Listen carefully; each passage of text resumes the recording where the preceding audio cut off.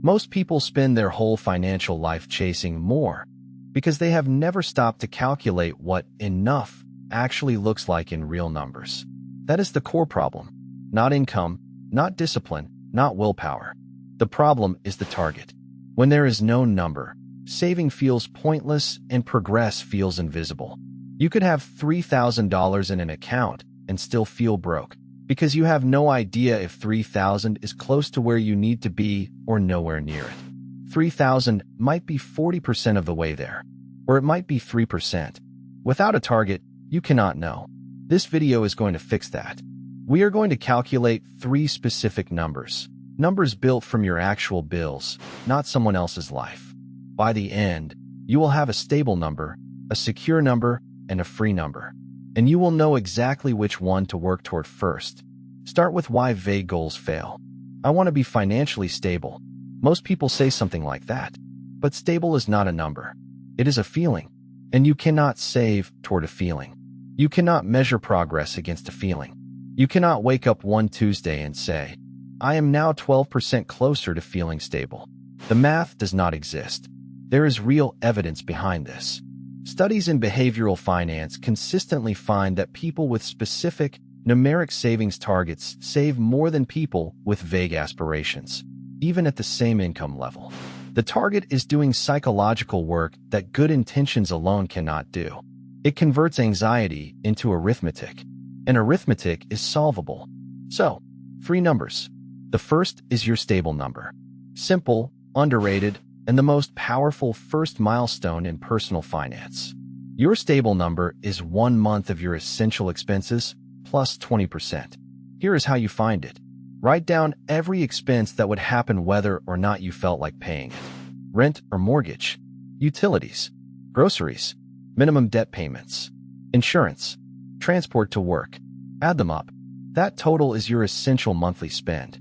Multiply it by 1.2. That is your stable number. Say your essentials come to $2,400 a month. Times 1.2. Your stable number is $2,880. The 20% buffer is not decoration. It is for the parking ticket, the month the gas bill spikes, the prescription you did not plan for. Without the buffer, a so-called stable number is not actually stable. It is an average that breaks every time the month is slightly unusual. And months are always slightly unusual. Why does this matter so much? Because 1 month of cash in reserve changes how you make decisions. You stop paying bills from fear and start paying them from a position. You stop reaching for a credit card as a safety net because you have an actual safety net. You stop the mental calculation of which bill can wait a few days. None of this is glamorous, but it is the foundation that everything else rests on. And for a lot of people, it is closer than they think. The second number is your secure number. This one has 2 parts, and together they represent the point where ordinary bad luck can no longer derail you. Part 1. 0 high-interest debt. That means credit card balances, payday loans, store financing plans, anything charging more than roughly 10% interest. Not a student loan at 5%, not a car payment at 4%. High-interest debt specifically, the kind that quietly shrinks your options every single month just by existing. Part 2. 3 months of essential expenses in liquid cash. Not in an investment account, not in a pension, not in crypto. Liquid, accessible, a regular savings account. Your secure number is the sum of your high-interest debt balances plus 3 times your monthly essentials. Same person as before. $2,400 a month in essentials. They carry a credit card balance of $1,800 at 20% interest. 3 months of essentials is $7,200. Add the debt. Their secure number is $9,000. When someone reaches that number, something shifts. They are not dramatically wealthier, but they have removed the most expensive drain on their income and built a genuine buffer against bad luck. A job loss, an unexpected repair, a medical bill. None of those become automatic disasters. They become problems. And problems, unlike disasters, are solvable. Here is the thing about high-interest debt that is worth saying plainly. $1,800 sitting on a card at 20% costs you $360 a year just to exist. Paying it off is a guaranteed 20% return on that money. No investment comes with that kind of certainty. The third number is your free number. This is the one personal finance content circles endlessly without ever making personal. Let's make it personal. Your free number is the total in savings and investments that could, at a conservative 4% annual withdrawal, generate enough to cover your basic monthly expenses indefinitely. The math. Take your essential monthly expenses, multiply by 12 to get the annual figure, then multiply by 25. $2,400 a month. That is $28,800 a year. Times 25, $720,000.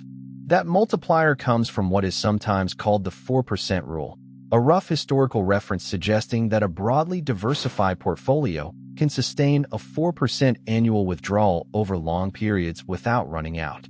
It is an illustration for planning purposes, not a guarantee.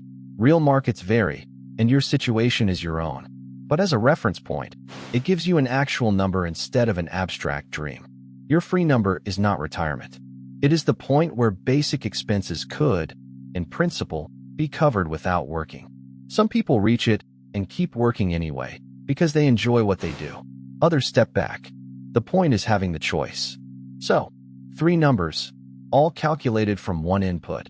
Your essential monthly expenses. Stable number, monthly essentials times 1.2. Secure number, monthly essentials times 3, plus your high-interest debt total. Free number, monthly essentials times 300.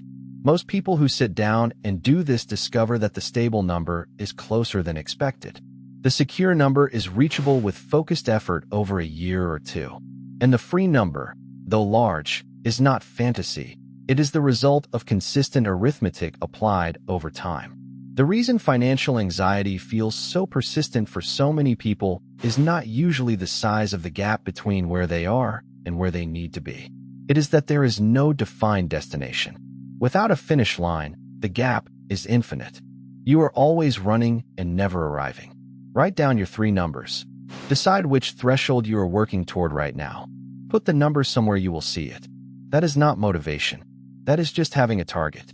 And having a specific, calculated, personal target changes everything about how you move toward it.